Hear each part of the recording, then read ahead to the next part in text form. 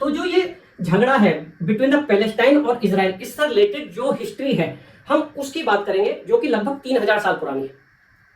Plus इसमें जो politics involve है, जो अरब कंट्रीज की आपस की पॉलिटिक्स है, वो इस झगड़े की वो भी एक जड़ है, बड़ी जड़ है, तो हम उसकी भी बात करेंगे। जो यूरोप में जो पॉलिटिक्स हुई अगेंस्ट यहूदीज, अगेंस्ट ज्यूज, हम वो भी बात करेंगे। तो जब ये सारी बात हम करेंगे तब जाके हमें समझ में आएगा कि आखिरकार इश्यू है क्या। तो इसे बोला जाता है अपने पैरों पे कुल्हाड़ी मारना, कि अरब कंट्रीज ने क्या क्या गलतियां की। तो इसको हम ना तो अरब स्टेट्स को दिया जाएगा, ना ही इजराइल को दिया जाएगा, ये यूएन के कंट्रोल में रहेगा। पैलेस्टाइन लोग थे, फिलिस्तीनी जो लोग थे, उनको अपनी नागरिकता दे दी, बजाय इसके कि वहां पैलेस्टाइन कंट्री बनाया जाता और उसकी नागरिकता दी जाती है लोगों को। तो उसने अपने बारे में सोचा, जॉर्डन ने। आज का जो इंप्रेशन है वो ये है कि यहूदी और क्रिश्चियन एक साथ है, ठीक है, जो मिलकर युद्ध करते हैं। पर उस टाइम पे यहूदियों के साथ बहुत जो है अत्याचार होते थे, बहुत पार्शियलिटी होती थी यूरोप में। उसके रिलीजियस कारण भी थे, पॉलिटिकल कारण भी थे और सोशल कारण भी थे। नमस्कार दोस्तों, हमारा आज का वीडियो उन लोगों के लिए है जो ये जानना चाहते हैं कि इजराइल और पैलेस्टाइन में युद्ध आखिर है किस बात का, जो मूल झगड़ा है, जो झगड़े का मूल है, जो झगड़े की जड़ है, वो है क्या। देखिए, इसके पीछे हिस्ट्री, कल्चर और पॉलिटिक्स तीनों चीजें इन्वॉल्व हैं।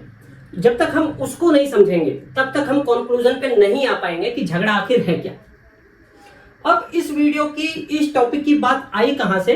अभी जो है न्यूयॉर्क डिक्लेरेशन आया है कि इन दोनों जो कंट्री हैं उन दोनों को शांतिपूर्वक किस तरह से रखा जाए, ज्योग्राफिकली इनको कैसे सेपरेट रखा जाए जिससे कि शांति परमानेंट हो पाए।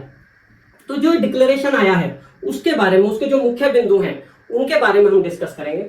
उसके पीछे जो हिस्ट्री है, उसके पीछे जो पॉलिटिक्स है, उसकी हम बात करेंगे। और जो सबसे बड़ी बात, जो इसमें अरब की जो पॉलिटिक्स इन्वॉल्व है उसकी हम बात करेंगे। उसमें जो एक बहुत इंपॉर्टेंट पॉइंट है कि जो ज्योग्राफी जो कंसीडर की जाएगी वो 1967 के पहले की जाएगी। ऐसा क्यों है, हम वो बात करेंगे। जब 1967 के युद्ध की बात हम करेंगे तो उससे पहले हमें 1948 के युद्ध की बात करनी पड़ेगी, तभी हमें वो जाके 1967 का वॉर क्लियर हो पाएगा। तो हम 1948 के युद्ध की बात करेंगे। और 1948 के युद्ध को समझने के लिए हमें यूएन पार्टीशन प्लान समझना पड़ेगा, जिसकी वजह से 1948 का युद्ध हुआ। तो हम पार्टीशन प्लान जो 1947 में बनाया गया, यूएन ने जो बनाया, हम उसकी बात करेंगे। और जो पैलेस्टाइन है उसी को यहूदियों का प्लेस क्यों चूज किया गया, किसी और देश को क्यों नहीं किया गया, हम इसकी बात करेंगे। जो इसके पीछे जो हिस्ट्री है, न केवल इजराइल की बल्कि क्रिश्चियंस की, यहूदियों के साथ साथ क्रिश्चियंस और मुसलमानों की, उनकी पूरी हिस्ट्री इसमें इन्वॉल्व होगी। तो जो ये झगड़ा है बिटवीन द पैलेस्टाइन और इजराइल, इससे रिलेटेड जो हिस्ट्री है हम उसकी बात करेंगे, जो कि लगभग 3000 साल पुरानी है। प्लस इसमें जो पॉलिटिक्स इन्वॉल्व है, जो अरब कंट्रीज की आपस की पॉलिटिक्स है, वो इस झगड़े की वो भी एक जड़ है, बड़ी जड़ है, तो हम उसकी भी बात करेंगे। जो यूरोप में जो पॉलिटिक्स हुई अगेंस्ट यहूदीज, अगेंस्ट ज्यूज, हम वो भी बात करेंगे। तो जब ये सारी बात हम करेंगे तब जाके हमें समझ में आएगा कि आखिरकार इश्यू है क्या। मैं शुरू करता हूं। अगर आपको वीडियो पसंद आए तो प्लीज लाइक करना। शुरू करते हैं। देखिए, जो अभी न्यूयॉर्क डिक्लेरेशन आया है 12 सितंबर 2025 को, सबसे पहले हम उसके कुछ जो मेन पॉइंट्स हैं वो कर लेते हैं। पहली बात तो यह है कि न्यूयॉर्क नाम से आप जो है कंफ्यूज मत होना। न्यूयॉर्क में यह प्लान बनाया गया है, इसलिए न्यूयॉर्क डिक्लेरेशन दिया गया है। इसका मतलब यह बिल्कुल नहीं है कि यह प्लान अमेरिका ने बनाया है। इनफैक्ट अमेरिका ने इस प्लान को नकारा है, उसने इसके अगेंस्ट वोटिंग की है यूएन में। तो सबसे पहले हम इस डिक्लेरेशन की बात कर लेते हैं।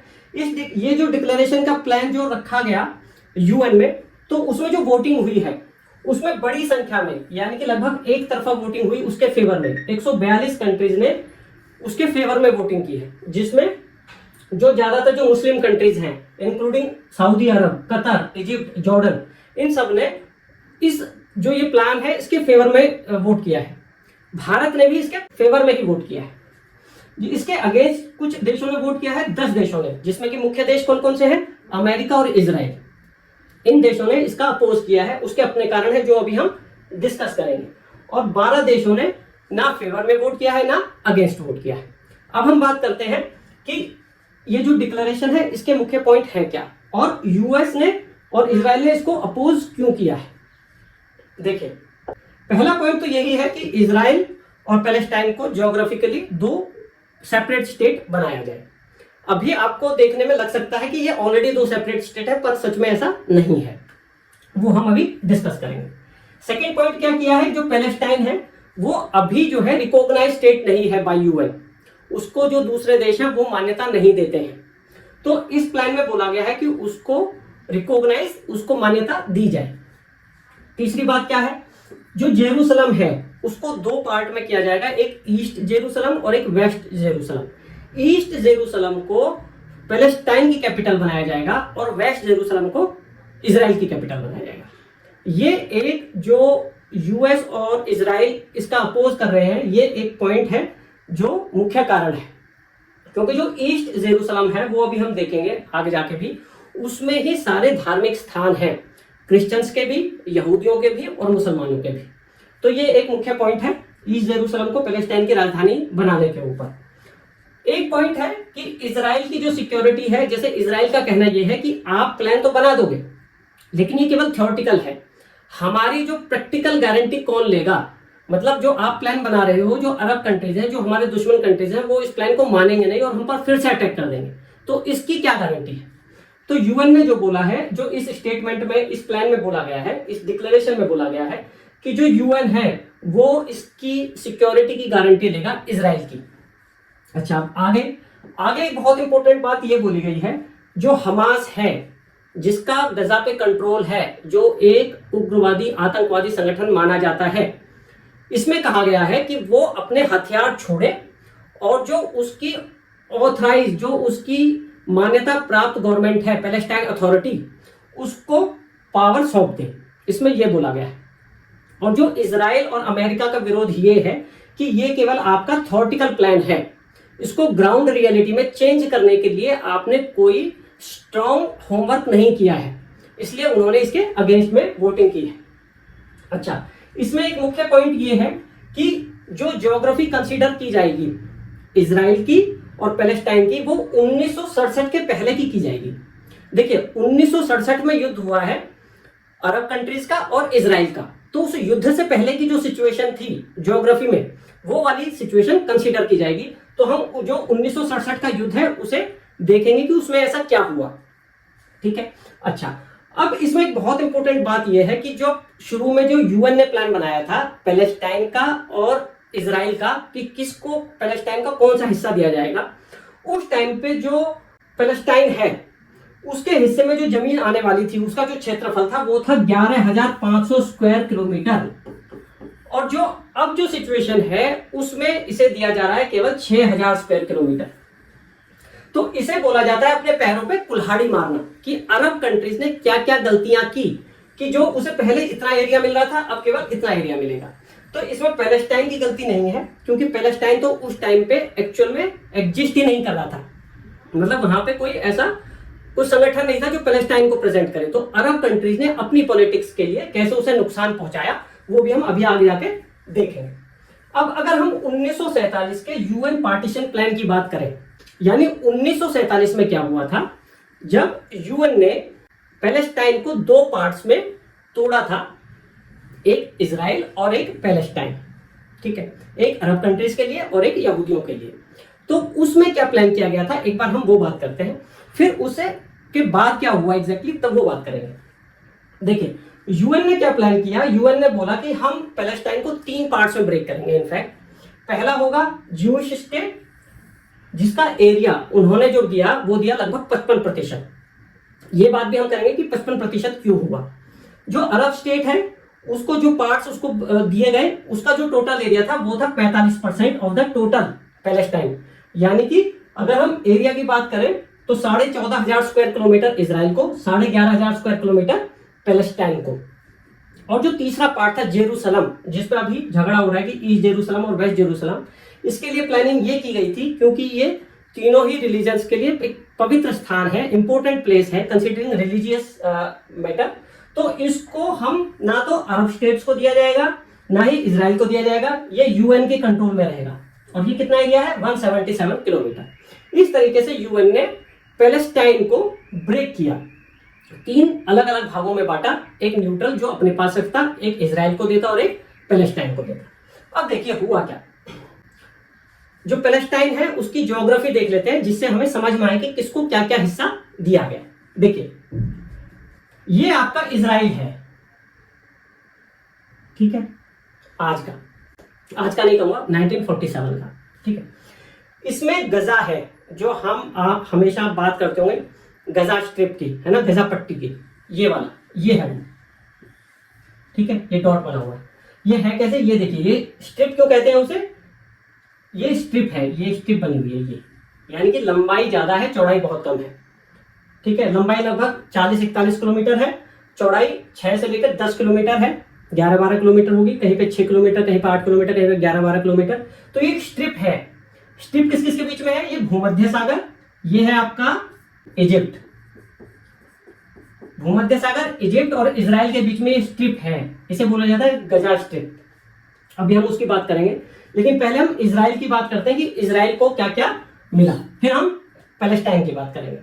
इजराइल को देखिए, ये जो भूमध्य सागर का जो तटीय इलाका है ना, जो कॉर्नर, जो किनारे पर है, ये वाला इलाका, तेल अवीव से लेके हैफा तक, ये वाला जो पोर्शन है, ये वाला, ये जो व्हाइट पोर्शन है, ये इजराइल को दिया गया। ये क्यों दिया गया, क्योंकि ये यहां से ये लोग बिजनेस कर सके, क्योंकि ये जो इनका जो पोर्शन है वो उपजाऊ भूमि नहीं है, वो जो है फर्टाइल भूमि नहीं है। इस वजह से जो इसका एरिया है, जो समुद्र के पास का इलाका है, वो इनको दिया गया, जिससे कि वो पोर्ट बना सके, बिजनेस कर सके, वो सर्वाइव कर सके, ठीक है। ये एरिया दिया गया। और क्या दिया गया, एक ही नेगेव डेजर्ट दिया गया, ये पूरा रेगिस्तान है, ये वाला जो एरिया है, ये वाला हिस्सा दिया गया, ठीक है। और जो तीसरा एरिया दिया गया वो गैलीली, ये वाला एरिया दिया गया, ठीक है। आप देखोगे तो क्योंकि जो पॉपुलेशन है वो यहाँ पे, मतलब यहूदियों की जो पॉपुलेशन है वो यहाँ पे भी है, यहाँ पे भी है, यहाँ पे भी है, ऐसे अरबियों की जो पॉपुलेशन है वो यहाँ भी है, यहाँ भी है, यहाँ भी है। तो इस तरीके से इसका पार्टीशन किया गया है, जो अरब बहुल जो क्षेत्र है वो अरब के हिस्से में आ जाए, और जो यहूदी बहुल क्षेत्र है वो इजराइल के क्षेत्र में आ जाए। इस तरीके से उसका पार्टीशन किया गया। तो जो ये वाला जो पोर्शन है, ये जो ब्लैक, ये वाला जो ग्रे टाइप पोर्शन है, ये वाला जो है, ये वाले जो एरिया है, ये वाले, ठीक है, ये वाले ये अरब कंट्रीज को दिए गए, और ये जो व्हाइट वाला जो पोर्शन है, ये सारा इजराइल को दिया गया, इजराइल को दिया गया था 1947, ठीक है। अब ये सारा एरिया कवर किया गया, दिया गया, तो ये बैठ गया 55% ऑफ टोटल एरिया।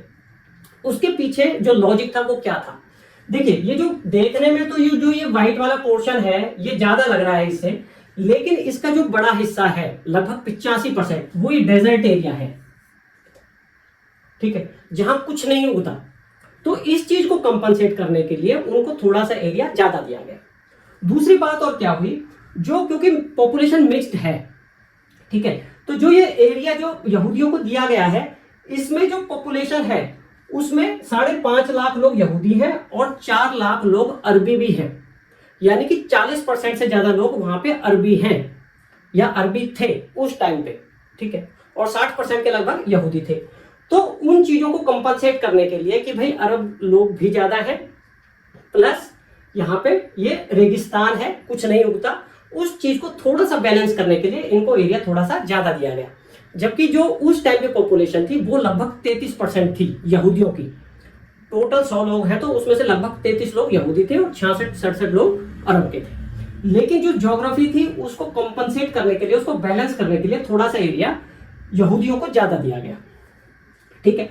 अच्छा, अब आते हैं हम पैलेस्टाइन की। अगर हम बात करें, इसको मैं अगर मिटा दूं, देखिए, ये समझना कि ज्योग्राफी प्रॉपर समझना कि कौन सा प्लेस कहां पे है, किस कंट्री के वो टच में है, जिससे कि वो आगे जाके भी समझ में आएगा।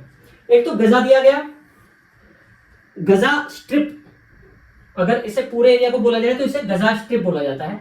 गजा स्ट्रिप के अंदर गजा एक शहर है, ठीक है। जो गजा स्ट्रिप है उसमें जैसे 20-22 लोग हैं और 20-22 लाख लोग हैं आज के टाइम में, और जो उसके अंदर गजा शहर है उसके अंदर 7-8 लाख लोग हैं, ठीक है, इस तरीके से। तो गजा स्ट्रिप इसलिए क्यों बोला गया, क्योंकि लंबाई ज्यादा है, चौड़ाई बहुत कम है, और ये एरिया जो मेडिटेरियन सी है, जो भूमध्य सागर है, वो ये है इजिप्ट और इजराइल के बीच का एरिया है ये, ठीक है। तो ये है गजा स्ट्रिप। और क्या दिया गया उसको, नेक्स्ट स्लाइड में दिखाता हूं। ये वाला एरिया वेस्ट बैंक, जो कि जॉर्डन से लगता हुआ एरिया है। इनफैक्ट जॉर्डन रिवर है, जॉर्डन रिवर है ये, इससे लगता हुआ एरिया ये वेस्ट बैंक है। वेस्ट बैंक क्यों कहा जाता है? क्योंकि जो जॉर्डन रिवर है उसके वेस्ट में है ये, उसकी पश्चिम डायरेक्शन में है ये, इसलिए इसे वेस्ट बैंक बोला जाता है। ठीक है, अच्छा और क्या दिया गया था इसके अलावा? अगर वहीं पे आए दोबारा तो देखिए, ये जो गैलीली जो हमने बोला था, जो इजराइल को दिया गया था, उसका कुछ हिस्सा, ये वाला हिस्सा पैलेस्टाइन को दिया गया, ये वाला हिस्सा इजराइल को दिया गया और ये वाला हिस्सा पैलेस्टाइन को दिया गया। और जहां पे थोड़ा थोड़ा इलाका जहां अरब लोग बहुल में थे, वो भी उनको अरब को यानी कि पैलेस्टाइन को दिया गया। तो कुल मिला के जो इसका एरिया था वो लगभग 11,500 स्क्वायर किलोमीटर हो गया था। कितना हो गया? 11,500 स्क्वायर किलोमीटर। कैसे कैसे? जो वेस्ट बैंक है उसका एरिया लगभग 5500 स्क्वायर किलोमीटर है। गजा पट्टी तो छोटी सी है 365 स्क्वायर किलोमीटर की, लेकिन जो यहाँ पे गलीली और जो अन्य अरब क्षेत्र थे उनका एरिया भी 5500 किलोमीटर था। कुल मिला के 11,500 स्क्वायर किलोमीटर। तो इस तरीके से काफी बैलेंस करके ये प्लान बनाया गया था। इसमें मतलब ऐसा बहुत ज्यादा नहीं लगता कि कोई बहुत बड़ी पार्शियलिटी हुई है, मतलब उस चीज को, उस सिचुएशन को देखते हुए। हम आगे चल के बात ये करेंगे कि ये यहूदियों को ये लैंड क्यों दिया गया, उसकी हिस्ट्री में हम जाएंगे। अब क्या हुआ कि मेन कारण यही था कि जो अरब कंट्रीज थे उन्होंने ये प्लान एक्सेप्ट नहीं किया, कंसीडरिंग कि उनको ज्यादा पार्ट दिया गया है, 55% दिया गया है, जबकि उनकी संख्या कुल 33% है, और हम लोगों को, अरब कंट्रीज को कुल 45% दिया गया है, जबकि हमारी संख्या उनसे दुगनी है। तो इजराइल ने तो वो प्लान एक्सेप्ट कर लिया 1947 के अंदर, और 1948 में उन्होंने अपनी आजादी को डिक्लेयर कर दिया। लेकिन अरब कंट्रीज को ये प्लान पसंद नहीं आया और उन्होंने इजराइल पर अटैक कर दिया। जब इजराइल पर अटैक कर दिया तो क्या हुआ? अब एक बार फिर उसी मैप पे जाते हैं जहां समझ में आएगा आपको। देखिए, ये जो गाजा है, ये है इजिप्ट के साथ में, तो इजिप्ट ने इस पे कंट्रोल कर लिया। कंट्री किस किस कंट्री ने अटैक किया? Mainly Egypt. देखिए, जो ये घिरा हुआ है इजराइल, किस किस देश से घिरा हुआ है? इजिप्ट है यहाँ पे जॉर्डन है, ये देखिए इजराइल और जॉर्डन के बीच में है ये, सॉरी इजिप्ट और जॉर्डन के बीच में है इजराइल। तो इन दोनों ने अटैक किया। यहाँ से सीरिया ने अटैक किया, यहाँ इराक था, इराक से ने भी अटैक किया। यानी कि बहुत सारे कंट्रीज, अरब कंट्रीज ने इस पे अटैक किया और क्या कहा कि हम यहूदियों को यहाँ नहीं रहने देंगे और ये हमारे दुश्मन है इस बात पे। तो हुआ क्या? जो इजिप्ट था उसने गजा स्ट्रिप पे कंट्रोल कर लिया, जो जॉर्डन था उसने यहीं की यहीं वेस्ट बैंक पे कंट्रोल कर लिया, और जो ईस्ट जेरूसलम था उस पे कंट्रोल कर लिया। कि अब थोड़ी सी पॉलिटिक्स की बात करते हैं, थोड़ा लॉजिक की बात करते हैं। जो ये एरिया है वेस्ट बैंक और गजा, ये तो मिलने ही वाले थे पैलेस्टाइन को, तो इन पे कंट्रोल करने की जरूरत क्या थी? ठीक है, तो ये एक बहुत बड़ा क्वेश्चन है, इसमें पॉलिटिक्स इन्वॉल्व है। देखिए, ये दो तो मिलने ही थे, साथ में इसने ईस्ट जेरूसलम पर जो कब्जा किया वहां पे पॉलिटिक्स इन्वॉल्व थी। एक्चुअली क्या हुआ, जो जॉर्डन है वो ये चाहता था कि इसको ग्रेटर जॉर्डन बना दिया जाए। एक तो वेस्ट बैंक उसमें इन्वॉल्व हो गया, लेकिन उससे भी बड़ी बात, जो ईस्ट जेरूसलम है उसमें सारे धार्मिक स्थान इन्वॉल्व हैं अरब कंट्रीज के, मुसलमानों के। तो वो उससे एक तो इकोनॉमी उसकी बेटर होगी, और उससे भी बड़ी बात उसके पास पॉलिटिकल पावर आएगी। देखिए, जहां जिस देश में भी जो मुख्य रिलीजियस प्लेस होंगे उस कंट्री की वैल्यू उतनी ज्यादा होती है। जैसे कि सऊदी अरब की वैल्यू क्यों ज्यादा है? क्योंकि वहां पे मक्का मदीना है। ठीक है, तो यहाँ पे अलग-सा मस्जिद हो गई और डोम ऑफ द रॉक हो गई, जो कि बहुत महत्वपूर्ण स्थान है मुसलमानों के लिए। तो इसको कब्जे में कर लेना, यानी कि जॉर्डन की एक तरीके से राजनीतिक पावर बहुत ज्यादा हो जाना इस्लामिक वर्ल्ड में। तो उसने इस बात को ध्यान में रखते हुए उसे अपने कंट्रोल में लिया, ईस्ट जेरूसलम को। और जो इसको किया, इससे इसका एरिया बढ़ा, इसने ग्रेटर जॉर्डन बनाया उससे। तो जॉर्डन ने पैलेस्टाइन के बारे में ना सोचकर अपने बारे में सोचा। तो यहाँ पे इस तरीके की पॉलिटिक्स इन्वॉल्व हुई, जिससे कि पैलेस्टाइन को लॉस हुआ। और देखिए, और अभी बात करेंगे इसमें यहाँ पे कहाँ कहाँ पॉलिटिक्स इन्वॉल्व थी। तो एक बात तो ये हो गई कि उसने उस पर कंट्रोल कर लिया। दूसरी बात, वहां पे जो है 7 लाख पैलेस्टाइन बेघर हो गए उस युद्ध में। तो जो उसे वेस्ट बैंक, जो जिसपे उसने अधिकार किया था जॉर्डन ने, उसने क्या किया कि पैलेस्टाइन को अलग एरिया नहीं बनाया, उसको डिक्लेयर नहीं किया, उसने जॉर्डन की ही नागरिकता पैलेस्टीनियंस को दे दी। जो पैलेस्टाइन लोग थे, फिलिस्तीनी जो लोग थे, उनको अपनी नागरिकता दे दी, बजाय इसके कि वहां पैलेस्टाइन कंट्री बनाया जाता और उसकी नागरिकता दी जाती उन लोगों को। तो उसने अपने बारे में सोचा जॉर्डन ने। तीसरी बात क्या हुई, जो गजा है, शुरू में इजिप्ट ने इजराइल के अगेंस्ट वॉर किया, लेकिन अभी की जो सिचुएशन है, गजा में जो प्रशासन है वो चाहे पैलेस्टीनियंस का है, हमास का है, लेकिन उस पर जो नाकाबंदी होती है, जो बाहर के जो सीमा है उसको कंट्रोल किया जाता है कि जहां से लोग गुजरते हैं अपने देश से बाहर कहीं भी जाएंगे तो उनको कंट्रोल किया जाएगा कि कहां जा रहे हो, पूरी चेकिंग होगी। उसमें इजराइल का साथ कौन देता है? इजिप्ट। इजिप्ट क्यों साथ देता है उसकी हम अभी बात करेंगे, लेकिन वो पैलेस्टाइन के साथ ना होके इजराइल के साथ है। तो इसमें भी अरब के एक कंट्री जो इजिप्ट है उसकी बहुत बड़ी पॉलिटिक्स इन्वॉल्व है। तो कहने का मतलब है कि जिसके अगेंस्ट युद्ध माना जा रहा है इजराइल के अगेंस्ट, वो युद्ध इजराइल के अगेंस्ट नहीं है बल्कि आपस की खिचड़ी है, जिसकी वजह से पैलेस्टाइन को सफर करना पड़ रहा है। अब बात यह है कि वो जो इजिप्ट है वो क्यों नाकाबंदी करता है इजराइल के साथ गजा की, उसके कारण है। गजा पे जो नियंत्रण है, गजा में जो प्रशासन है वो है हमास का, ठीक है। हमास उग्रवादी संगठन है। हमास ब्रांच है मुस्लिम ब्रदरहुड की। मुस्लिम ब्रदरहुड एक बड़ा ऑर्गेनाइजेशन है, इस्लामिक संगठन है, जिसकी अपनी पॉलिटिकल पार्टी भी है। उसकी पॉलिटिकल पार्टी का नाम क्या है? Freedom and justice. और ये बनाया किसने था? मुस्लिम ब्रदरहुड, हसन अल बन्ना ने। ये मिस्र का बंदा था, इजिप्ट का, और उसकी पॉलिटिकल पार्टी है freedom and justice. Freedom and justice ने 2011 में इजिप्ट में इलेक्शन जीता और 2013 में इजिप्ट ने उस पर बैन लगा दिया।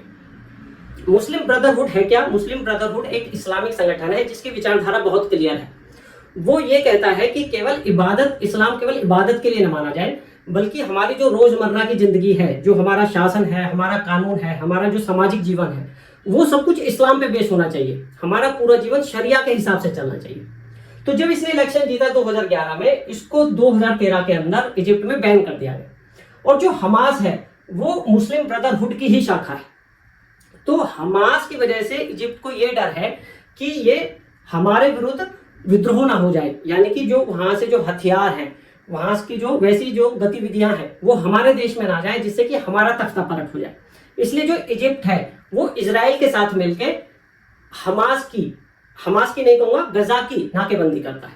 यानी कि वो पैलेस्टीनियन लोगों के बेशक अगेंस्ट ना हो, लेकिन पॉलिटिकल कारण ऐसा है जिसकी वजह से वो गजा के विरुद्ध रहता है इस मामले में, ठीक है। तो इस तरीके से पॉलिटिक्स इन्वॉल्व है।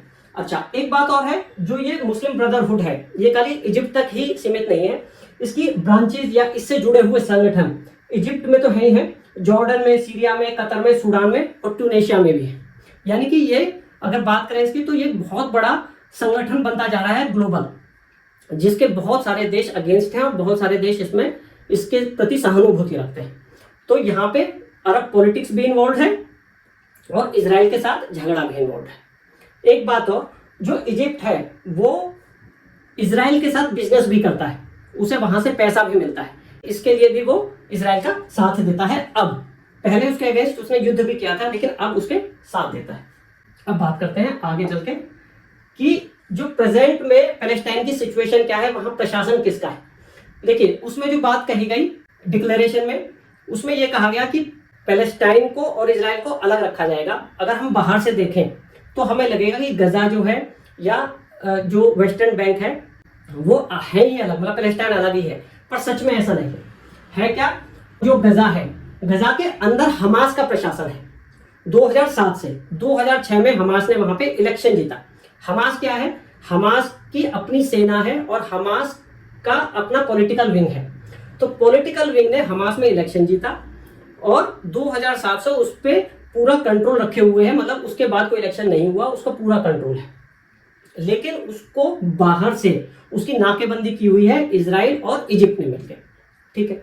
अब जो उसका दूसरा एरिया है पैलेस्टाइन का, वो है वेस्ट बैंक। वेस्ट बैंक पे हमास का कंट्रोल नहीं है, हमास का कंट्रोल खाली गजा में है, गजा स्ट्रिप पे। वेस्ट बैंक पे जो वहां की दूसरी पार्टी है पैलेस्टाइन की, फतह, उसका कंट्रोल है, उसका राज है। और इसी को बोला जाता है पैलेस्टाइन अथॉरिटी, जो उसमें बोला गया है ना डिक्लेरेशन में, पे जो हमास है अपने हथियार छोड़ दे और किसको सुपुर्द कर दे अपनी ताकत, पैलेस्टाइन अथॉरिटी को। तो पैलेस्टाइन अथॉरिटी रिकॉग्नाइज्ड अथॉरिटी है पैलेस्टाइन की। लेकिन यहाँ पे भी क्या बात है कि यहाँ पे भी बहुत सारी बस्तियां इजराइल ने बसा दी है यहूदी लोगों की। तो डिक्लेरेशन जो हुआ है उसका ये हुआ है कि वहां पे वो अपनी बस्तियां रोके और पूरी तरह से वो पार्ट पैलेस्टाइन का हो जाए। इसमें एक बात और है, जो अभी युद्ध चल रहा है इजराइल का और पैलेस्टाइन का, इनफैक्ट जो गजा पे जो सरकार है हमास की, हमास ने अटैक किया है इजराइल पे। जो ये वाली जो पैलेस्टाइन अथॉरिटी है इसने अटैक नहीं किया है।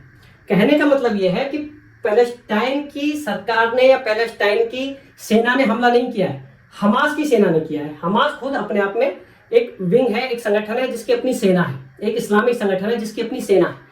तो इजराइल पे जो हमला किया था वो गजा की सेना ने किया था, यानी कि हमास ने किया था। और इजराइल का कहना भी यही है कि हम जो हमला कर रहे हैं हम भी गजा पे ही कर रहे हैं, हम पैलेस्टाइन पे नहीं कर रहे। तो ये थोड़ी सी उलझी हुई कहानी है। अच्छा, अब बात करते हैं 1967 की, जिसमें युद्ध हुआ था और जिसके बेस पे ज्योग्राफी डिसाइड करने की बात हो रही है।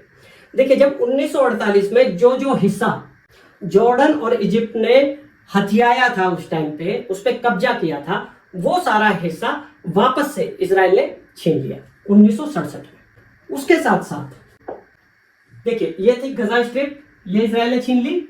ये था वेस्ट बैंक जो जॉर्डन के उसमें था, ये छीन लिया। इसके साथ साथ ईस्ट जेरूसलम था, वो इजराइल ने छीन लिया।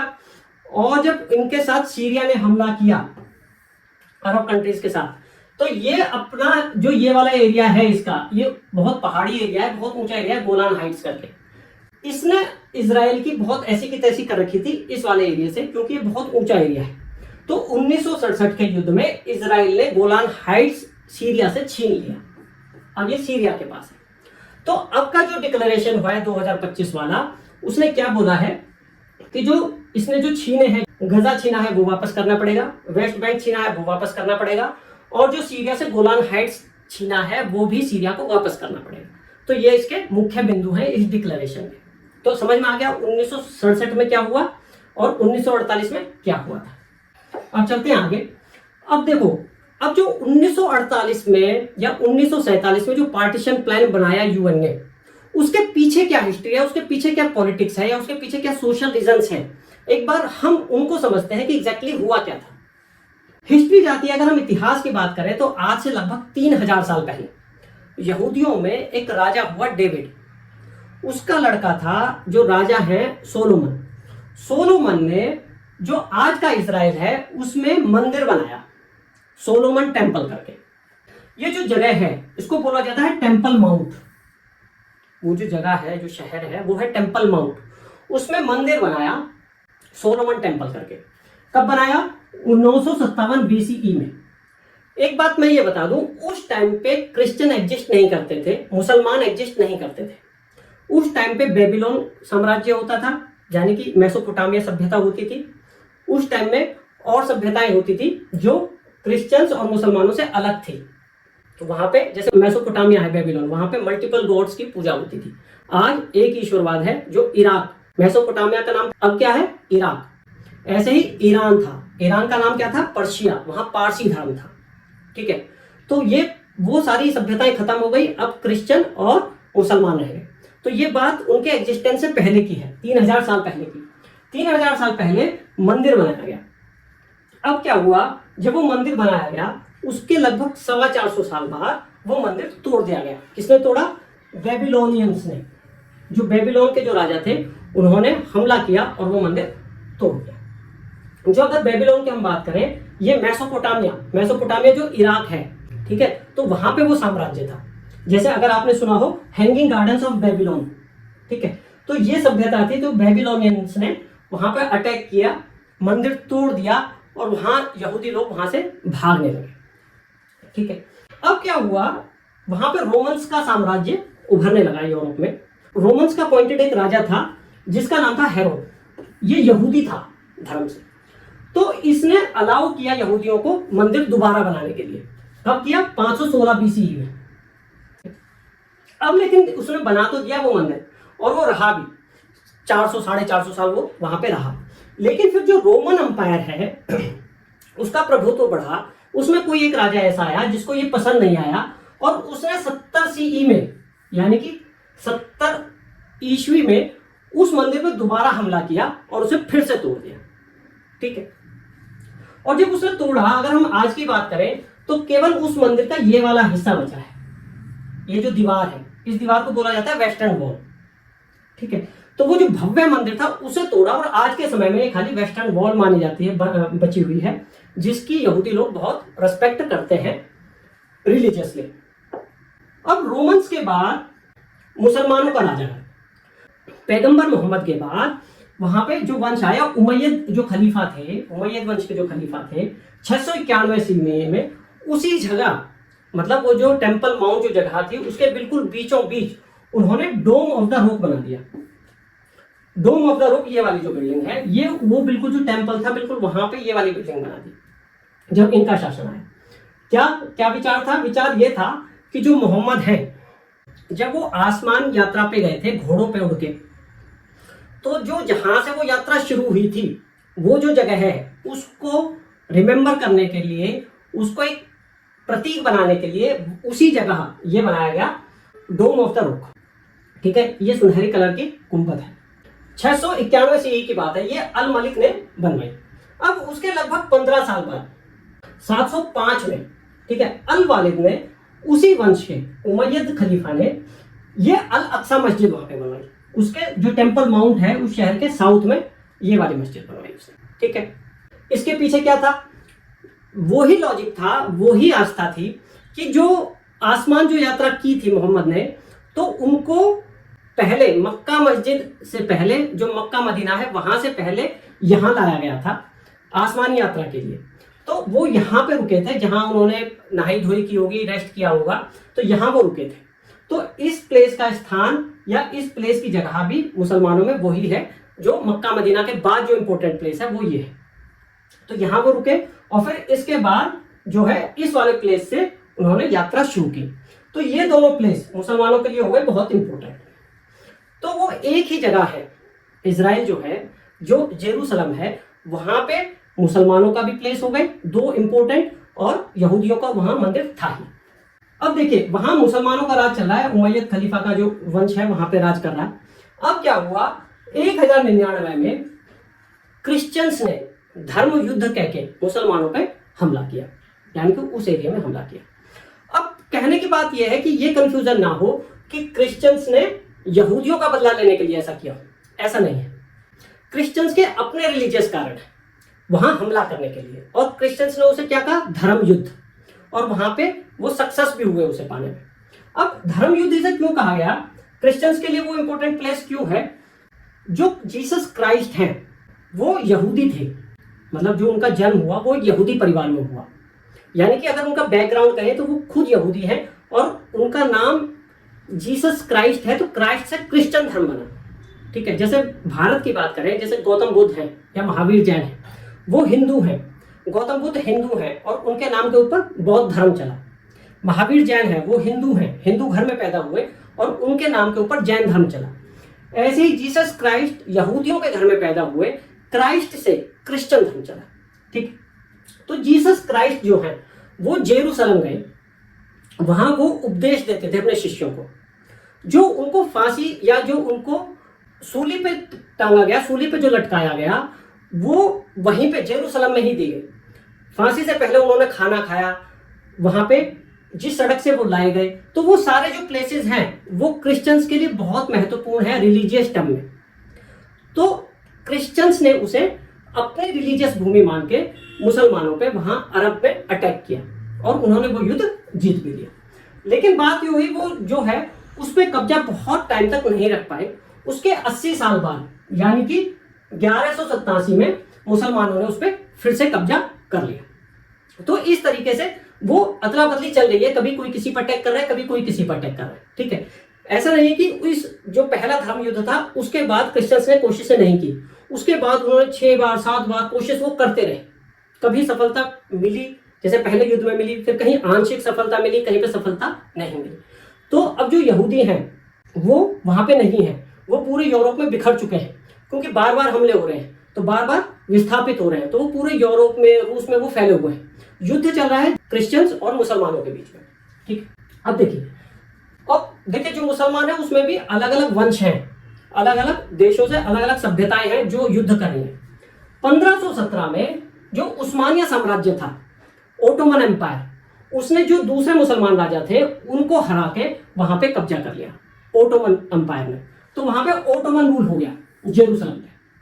ओटोमन एम्पायर इतना बड़ा था कि ज्यादातर जो मिडिल ईस्ट कंट्रीज थे, चाहे वो सऊदी अरब हो, जॉर्डन हो, इजिप्ट हो, सीरिया हो, ठीक है, ज्यादातर जो देश थे वो ओटोमन एम्पायर में थे।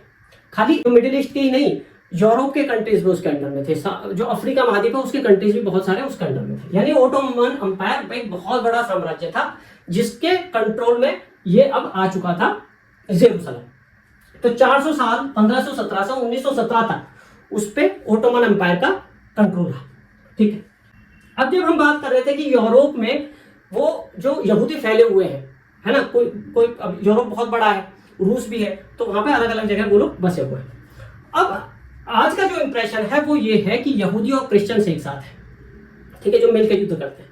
पर उस टाइम पे यहूदियों के साथ बहुत जो है अत्याचार होते थे, बहुत पार्शियलिटी होती थी यूरोप में। उसके रिलीजियस कारण भी थे, पॉलिटिकल कारण भी थे और सोशल कारण भी थे। एक बार हम उस पर डिस्कस करेंगे। देखिए, जो रिलीजियस कारण थे वो क्या थे कि यहूदियों ने जीसस क्राइस्ट को जो गॉड है या गॉड का पुत्र मानने से मना कर दिया। तो क्रिश्चियंस को हमेशा ये रहती थी कि जिसे हम भगवान माने उसे ये क्यों नहीं माने। तो ये एक रिलीजियस कारण था दोनों में। अब क्योंकि वो उनमें पैदा हुआ, उन्हें नहीं लगा, जो भी कारण है उन्होंने नहीं माना, जबकि जीसस क्राइस्ट क्रिश्चियंस के लिए एक बहुत बड़ा फिगर, उनके लिए सब कुछ है। तो इस वजह से उनमें तनातनी रहती थी। दूसरी बात, जो सोशल कारण है, जब वो फैले यूरोप में यहूदी लोग, तो वो बेशक वहां से बिल्कुल बेघर होकर निकले, लेकिन उन्होंने समाज में, पूरे यूरोप में अपनी प्रतिष्ठा बना ली। अमेरिका में अपनी प्रतिष्ठा बना ली। प्रतिष्ठा कैसे बनाई?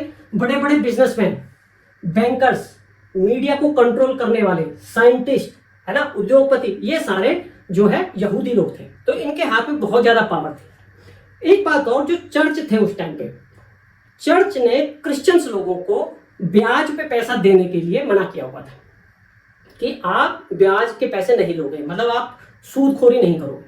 तो वो जो काम है वो यहूदी लोग करते थे। तो यहूदियों को ब्याजखोर, इस तरीके से डिसऑनेस्ट, इस तरीके से प्रेजेंट किया जाता था। तो और वो प्रभावी लोग थे समाज में, तो उनसे ईर्ष्या भी होती थी और उनसे जलन होती थी, प्लस उनसे वो लोग चिढ़ते थे कि वो हमारे भगवान को भगवान नहीं मानते।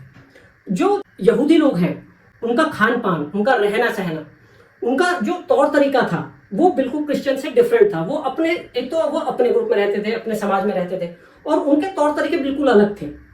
इसलिए जो है क्रिश्चियंस उनको अपने में काउंट नहीं करते थे, अपने में मिक्स नहीं होने देते थे, या कह ले वो खुद ही अलग रहना चाहते थे।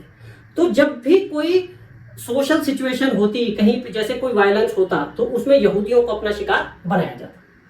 अब बात करते हैं पॉलिटिकल की। देखिए, उस टाइम में क्या होता था, राजा की जब भी राजनीतिक पोजीशन कमजोर होती, ठीक है, वहां की जो गवर्नमेंट है उसे अपनी सिचुएशन कमजोर लगती कि लोग उसे लाइक नहीं कर रहे हैं, कुछ भी ऊंच नीच होती, तो वो क्या करता, लोगों को जोड़ने के लिए यहूदियों के खिलाफ कुछ बोल देता, यहूदियों को नीचे दिखाया जाता, ठीक है, ये हमसे अलग है, इनकी वजह से ये सिचुएशन हो रही है। तो दंगे होते और उनमें यहूदियों के साथ अत्याचार होता। तो यहूदियों को धीरे धीरे ये बात समझ में आने लगी कि हमारे साथ ये ऐसा इसलिए हो रहा है कि हमारा कोई अपना होमलैंड नहीं है, हम इन पे निर्भर हैं, हम शरणार्थियों की तरह रह रहे हैं। अगर हमारा अपना देश होता तो हम पे अत्याचार ना होते। जबकि जो क्रिश्चियंस हैं वो किसी भी वजह से कोई भी बात होती तो उन पे हमला कर देते। तो यहूदी लोग बहुत परेशान थे। तो उन्होंने ये डिसीजन बनाया, वो इस डिसीजन पे पहुंचे कि जो हमारा होमलैंड है इजराइल, जहां पे हमारा पहला मंदिर था, जहां पे हम ओरिजिनली बसे हुए थे, हम वहीं जाएंगे, उसे ही अपना होमलैंड बनाएंगे, वही हमारा कंट्री होना चाहिए, हमें वहीं पे बसना चाहिए, जिससे कि हम पे जो हमारे साधारण लोग हैं उन पे और क्रूरटी ना हो। तो वो हमारा बेसिक घर है और हमें वहीं जाना चाहिए। तो क्या हुआ, एक मूवमेंट चलाया गया, जियोनिज्म मूवमेंट। जियोनिज्म मूवमेंट का मतलब है जियोनिस्ट मूवमेंट। जियोनिस्ट, जो जियोन वर्ड है, ये बाइबलिक, जो बाइबल में जो वर्ड यूज हुआ है यहूदियों के लिए, वो जियोन वर्ड हुआ है, तो इसे बोला जाता है जियोनिस्ट मूवमेंट। तो जो इनकी जो संगठन था कांग्रेस करके, उसने ऑफिशियली डिक्लेयर किया कि हम ज्यूश स्टेट पैलेस्टाइन में बनाएंगे, क्योंकि पैलेस्टाइन ही हमारी ओरिजिनल भूमि है। वहां बाद में चाहे दुनिया ने कुछ भी किया हो, अपना कब्जा किया हो, लेकिन वो हमारी ओरिजिनल भूमि है, तो हमारा स्थान वही होना चाहिए और हम वही रहेंगे। जब वो मूवमेंट चल रहा था और उनके बिल्कुल मन में बस गया था कि हम अपना देश लेके रहेंगे, तो वर्ल्ड वॉर चालू हुआ। वर्ल्ड वॉर के टाइम पे जो वो जगह थी जेरूसलम, वो ओटोमन एम्पायर के अंडर में थी। ठीक है, तो वर्ल्ड वॉर चला और ओटोमन एम्पायर जर्मनी के साथ था। ठीक है, जब ब्रिटेन की सिचुएशन खराब हुई, युद्ध चल रहा था, कुछ पता नहीं था कि हम कैसे जीतेंगे, तो उन्होंने यहूदियों को अपने फेवर में करने के लिए, पूरे यूरोप के, रूस के यहूदियों को अपने फेवर में करने के लिए, अमेरिका में जो यहूदी थे उनको भी अपने फेवर में करने के लिए एक बात बोली। उन्होंने बात बोली कि अगर आप हमारा साथ दो और हम युद्ध जीत जाते हैं तो हम आपको पैलेस्टाइन में आपका कंट्री बना के देंगे। अब बात यह है कि उनको इतना बड़ा लालच क्यों दिया गया, या ब्रिटेन को ऐसा क्या लगा जो यहूदियों को अपने फेवर में किया जाए। यहूदी जो है वहां इंडस्ट्रियलिस्ट थे, उद्योगपति थे, बैंकर्स थे, यानी कि वो काफी अमीर थे। तो ब्रिटेन को लगा कि यहां से हमें पैसे की हेल्प मिलेगी। दूसरी बात, उनमें साइंटिस्ट थे, उसमें मीडिया को कंट्रोल करने वाले जर्नलिस्ट बैठे थे, मीडिया हाउसेस जो है वो उनके कंट्रोल में थे यहूदियों। तो ब्रिटेन को यह लगा जो मीडिया जो नैरेटिव बनाता है, उस नैरेटिव को ऑल ओवर वर्ल्ड हमें बनाने में आसानी होगी, तो यहूदियों को अपने फेवर में लिया जाए। तीसरी बात, अमेरिका 1917 था, उस युद्ध में शामिल नहीं हुआ था और अमेरिका पे काफी कुछ कंट्रोल रहता था यहूदियों का, यानी कि यहूदियों का इन्फ्लुएंस काफी था, उनकी पहुंच व्हाइट हाउस तक थी। तो उनको लगा कि अगर यहूदियों को अपने फेवर में ले लिया जाए तो व्हाइट हाउस भी, यानी कि अमेरिका की गवर्नमेंट भी हमारे फेवर में आ जाएगी, हमें सपोर्ट करेगी। तो इस तरीके से कई सारे कारण थे कि ब्रिटेन ने ये डिक्लेयर किया कि हम यहूदियों के लिए अलग देश बना के देंगे, आप हमारा साथ दो। अब उन्होंने पूरा तन मन धन से ब्रिटेन का साथ दिया यहूदियों ने, और जो क्रिश्चियंस लोग थे या जो ब्रिटेन था वो युद्ध जीत गया और ओटोमन एम्पायर ब्रिटेन के हाथ में आ गया, यानी जेरूसलम ब्रिटेन के हाथ में आ गया। अब क्योंकि उसने प्रॉमिस किया हुआ है और कहीं पे उनके धार्मिक ग्रंथ में भी लिखा हुआ है कि पैलेस्टाइन जो है, जो जेरूसलम है, वो इनको हैंड ओवर करना चाहिए यहूदियों को, तो उनके दिमाग में भी हो गया कि भाई हमारी इन्होंने हेल्प की है, रिलीजियसली भी उनका स्थान है, तो हम इनको ये कंट्री बना के देंगे। अच्छा, अब लेकिन यहाँ पे ये ऐसे ही चलता रहा और सेकेंड वर्ल्ड वॉर चालू हो गया। फर्स्ट वर्ल्ड वॉर में जर्मनी हार गया और जो हिटलर था वो बहुत ज्यादा तानाशाही व्यक्ति था। उसने जो फर्स्ट वर्ल्ड वॉर में हारे वो लोग, उसका जो ठीकरा है वो यहूदियों पे फोड़ा कि यहूदियों ने हमें हरवाया, यहूदी जो है वो एक गद्दार कौम है, वो हमसे अलग कौम है, इन्होंने हमारा साथ नहीं दिया, ये लोग गद्दार है, कमजोर है, तो इन्हें जर्मनी में रहने का, इनको जीने का हक नहीं है। तो लगभग 60 लाख यहूदी बहुत ऑर्गेनाइज तरीके से जर्मनी ने मारे, हिटलर ने मारे। कहने का मतलब यह है कि यहूदियों पे इतने सारे अत्याचार हुए। पहले स्पोरेडिक इवेंट्स होते थे, मतलब कि कोई दंगा भड़क गया है ना, फिर रुक गया, फिर कहीं कुछ हो गया। ये बहुत ऑर्गेनाइज तरीके से यहूदियों को खत्म करा गया। तो यहूदियों में डर बैठ गया, यहूदी बहुत परेशान हो गए कि क्या करें। तो वो क्या हुआ, वो लोग अपना जो रिलीजियस प्लेस था जेरूसलम, उसकी तरफ वो प्रस्थान करने लगे, यानी कि वहां पे बहुत ज्यादा माइग्रेशन होने लग गया यहूदियों का 1943 के बाद, यानी कि 1947 तक वहां बहुत ज्यादा माइग्रेशन हुआ।